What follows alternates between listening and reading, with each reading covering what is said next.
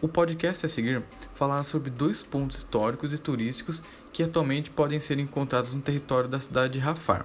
Porém, quando ambos foram construídos, Rafar não era um município e sim um bairro da cidade de Capivari. Esses pontos são a usina Cosan, que atualmente foi adquirida pelo grupo Rising, e a estação ferroviária Vila Rafar. Esses dois pontos são muito importantes para podermos entender a formação da cidade de Capivari e por que a região tem tanta influência no plantio de cana-de-açúcar no estado de São Paulo. A Estrada de Ferro Sorocabana foi uma companhia ferroviária brasileira. Permaneceu em atividade de julho de 1875 até outubro de 1971, quando foi extinta e incorporada à Ferroviária Paulista S.A. O primeiro trecho da ferrovia foi inaugurado em 1885, em São Paulo, e a Fábrica de Ferro do Ipanema, a primeira metalúrgica em escala industrial da América Latina. Apesar do contínuo aumento do volume do transporte do café, as finanças da ferrovia se agravam de tal forma que a empresa precisou ser liquidada, tendo sido leiloada e arrematada em 1904 pelo governo federal por 60 mil contos de réis. O ramal de Piracicaba foi construído pela CIA Ituana a partir de 1873, partindo da estação de Itaici, na linha também da Ituana, entre Jundiaí e Itu. Em 1892, houve a fusão com a Sorocabana, formando a CIA União Sorocabana e Ituana. A estação de Vila Rafar, inaugurada em 1886, foi totalmente reconstruída em 1899 e depois em 1906. Parece ter sido construída especificamente para atender a usina de açúcar a seu lado, a usina Rafar, que foi responsável pela estação e depois, como consequência, da própria cidade, que se emancipou de Capivari em 1965. Mais para frente desse podcast, vamos falar mais sobre a usina. A estação foi fechada pela Sorocabana em 1971, quando o ramal ainda funcionava, em virtude da redução do seu movimento comercial. Seus trilhos foram retirados em 1969. O tráfego de passageiros entre Itaici e Piracicaba acabou em 1976, enquanto os trens de carga continuavam trafegando cada vez menos em meados dos anos 1880. Por volta de 1990, os trilhos já abandonados foram retirados pela FEPASA.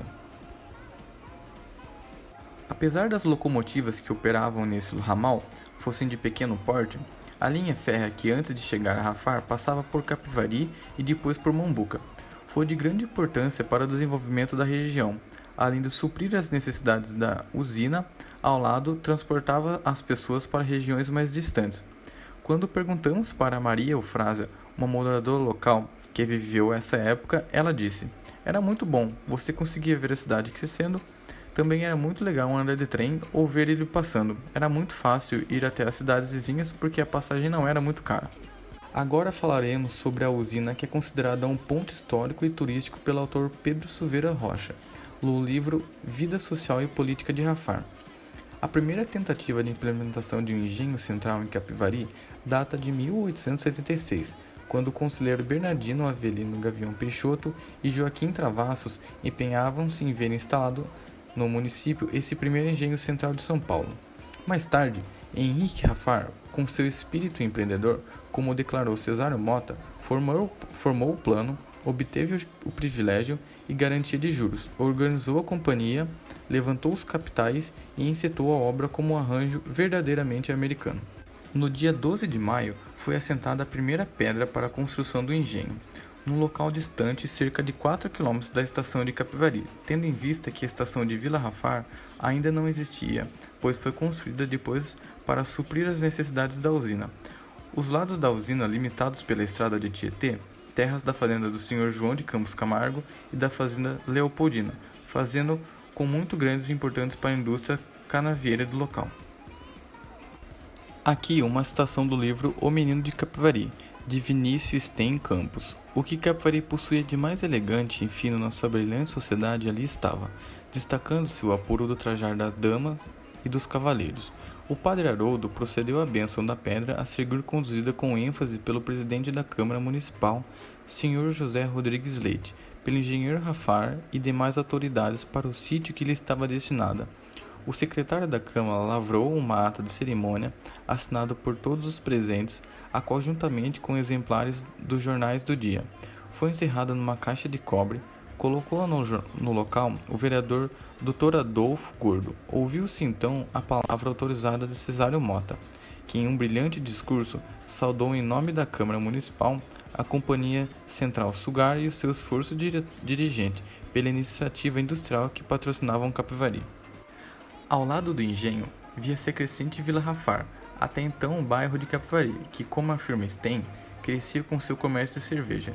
Se você for à cidade de Rafar, hoje é muito difícil de você encontrar alguém acima de 50 anos que sempre morou lá e nunca trabalhou na usina. Ela foi um importante marco no avanço industrial da cidade, gerando emprego para a população da região.